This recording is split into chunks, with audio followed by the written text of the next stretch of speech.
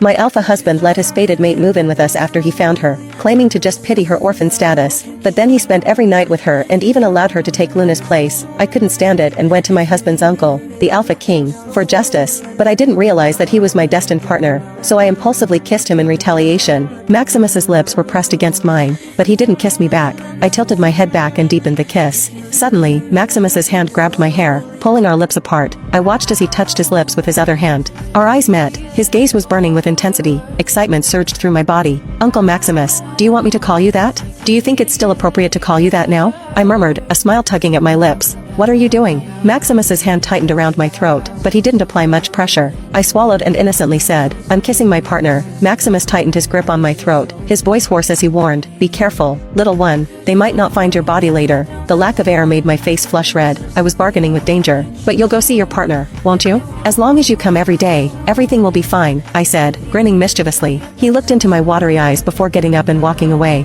I screamed as I collapsed onto the floor. A sharp pain shot up my spine, making me curl up and roll on the floor like a child. Why are you doing this to your partner? I gasped. Nephew's partner, Maximus corrected, then walked to the door. I'll reject him immediately. I don't care about him anymore, I quickly said, rushing to him before he left. The room turned icy cold, making me step back involuntarily. Maximus stopped at the door, giving me a cold glare. It felt like a warning, a promise that he would harm me. Stay away from me. Next time, you won't be so lucky, Maximus grumbled, slamming the door behind him as he left. I should have been scared, but instead, I shouted back, at least you didn't harm me today. You're not exactly known for your mercy, Alpha King. Have you fallen for your partner? There was no response, but that didn't matter. I had actually found a man from the Kane family to be my partner. More importantly, Maximus Kane was the Alpha King of the North. He was my way out from my husband Aiden and that dreadful prophecy, the one that foretold I would end up with a man from the Kane family. Now, all I had to do was make Aiden feel the consequences of his actions. Just as I thought of his name, the door to the room suddenly opened with a loud bang. I jumped up,